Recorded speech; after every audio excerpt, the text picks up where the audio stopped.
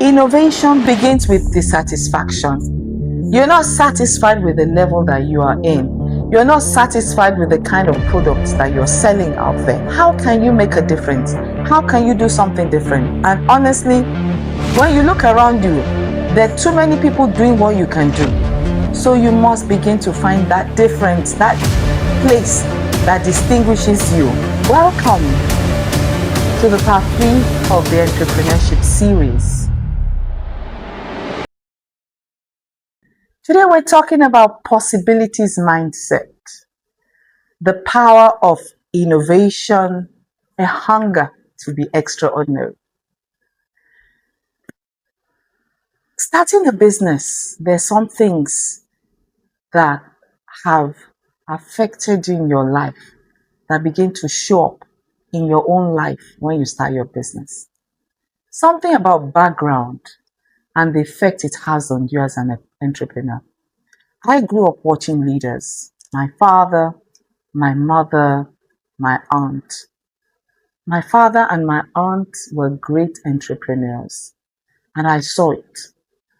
My father was a medical doctor, but apart from his core medicine, he was also into farming. There was a time he was running a laundry business. There was a time he had a band. There was a time he had a restaurant. So I was able to discover from a young child what it was like to have a passion and to translate it in some other areas rather than your core business. My aunt also was a great entrepreneur.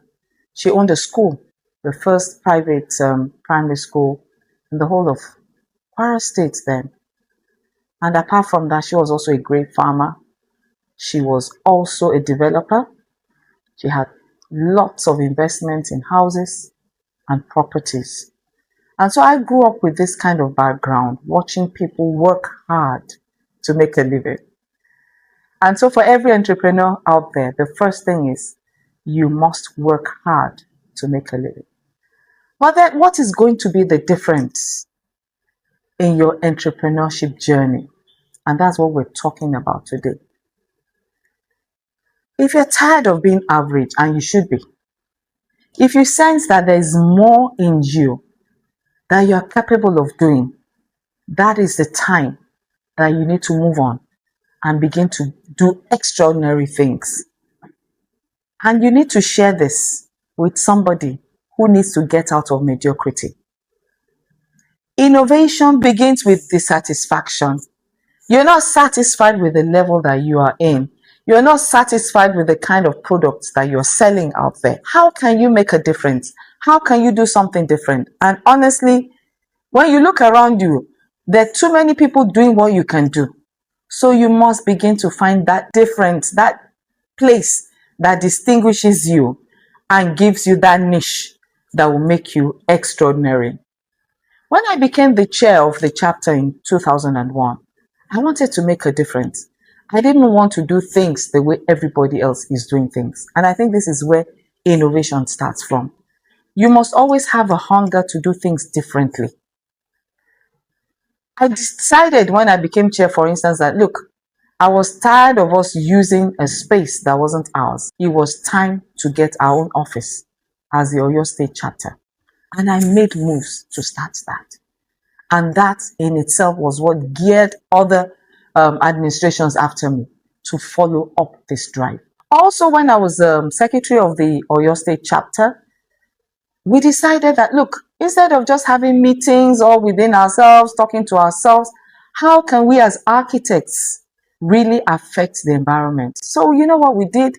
We went to one of the slum areas in Ibadan and we did a community service urban renewal scheme. We called it the FOCO scheme. FOCO is a slum area in Ibadan, for those who know. A place where there are no streets within the place, no drainages, not even toilets, not even bathrooms. So we had to go meet with the community, talk to them, and find a way of providing these services for them. That excited me. I don't like occupying a position just to occupy that position. You must always bring a difference. You must be a possibility thinker. Is it possible? And I tell you it's possible. What is impossible does not exist. But of course, you must have that God who makes the things that are impossible possible to turn around with that. But seriously though, innovation is not always technology. It can be better governance. How are you leading? What systems have you put in place to be able to achieve results beyond what others have achieved? That takes me again to the time when I was the second vice president of the Nigerian Institute of Architects. As the second vice president, my office was supposed to manage the benevolent fund of the institute. Before that, it was just something, an item on paper. Nobody was doing anything. I thought to myself, benevolent fund, what does it mean? Being able to get funds to support members who are in crisis, who need support, bankruptcy, illness, and so on. Incidentally, that time was the COVID year, and I took up the challenge. I raised money beyond the dues of the people, challenged members of the team. Now, let's get back to it. How did I even succeed? By getting a good team that could catch the vision with me. And then we did something totally different, totally extraordinary. Identified older architects who were no longer in practice, were not earning salaries, and we got money and we paid them. You can imagine the joy that filled the hearts of these colleagues. People who were ill, we were able to give them money, give them succor in their times of distress. And that is what making a difference means. Being extraordinary, even if you're doing the most mundane things, you can still be extraordinary. Cleaner financial systems, we all need that in our business. Transparent reporting, mentorship pipelines. These are all areas that I focused on in my leadership journey to be able to make a difference. Don't just do things the way others have been doing it. Make sure that the time you're there, they know the difference. And that's how to make the impossible become possible. Extraordinary people have to study deeply. You study the situation. You study the people you're leading. You study the circumstance. You build yourself. You build your knowledge base so that you're able to meet these needs. You prepare thoroughly. There's no cutting corners. You prepare thoroughly to be able to meet the needs of people and become extraordinary.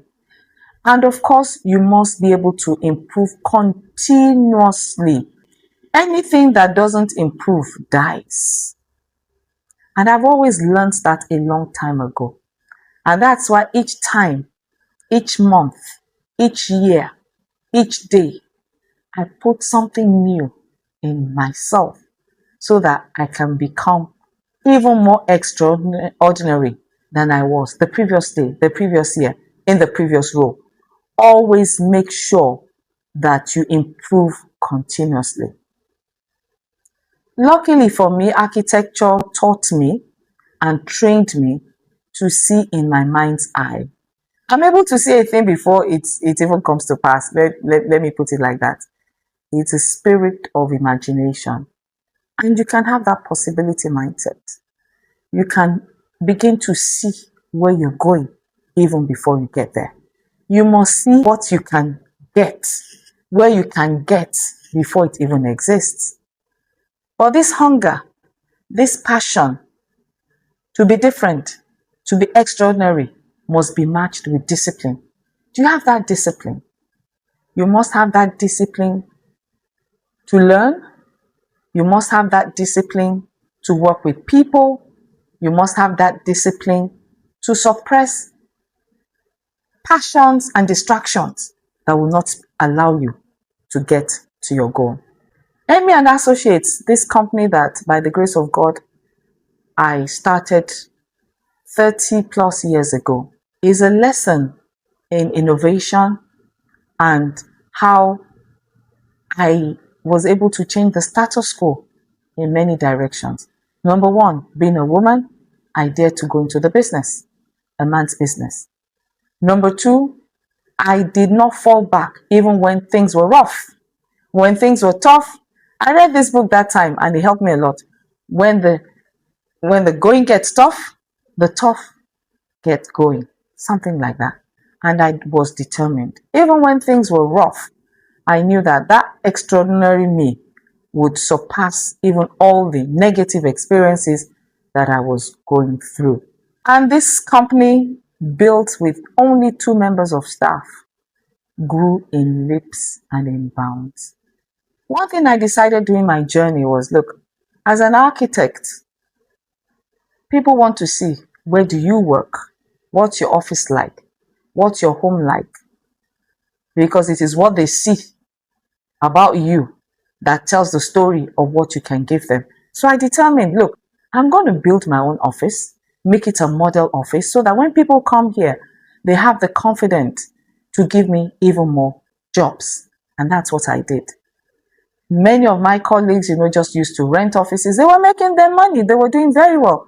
But I decided, look, the money I'd earned from my projects, I would sink it into building a purpose-made office for myself, so that I could describe myself as somebody that not only does it for other people, but I can actually do it for myself, and you can see it in what I have done for myself. And so you must build structures, you must build things that make you different. You must put some different touch in everything that you're doing. And as you're doing this, let it not just be because you're craving for applause. Let it be because you want to make impact. And that's always been my goal. What is that extraordinary thing that will make impact, that people will remember, even when I'm long gone beyond that particular phase of life? Recently, a young architect came into my office, and it was a very interesting conversation he had with me. And he said, man, there's something about you. When you leave a place, even after you've left it many years, people still remember you as if you're still there. And I said, that's impact. That's because while I was there, I made sure I served diligently, faithfully, and what I left behind was integrity, was competence, was something that they could see and celebrate. And that way, you're not just building an extraordinary you, you're making sure that your journey of being extraordinary continues. And so we'll take it up from here next week, and I'm sure you've learned something. And if you have, don't forget, like, share, then you need to click on your notification button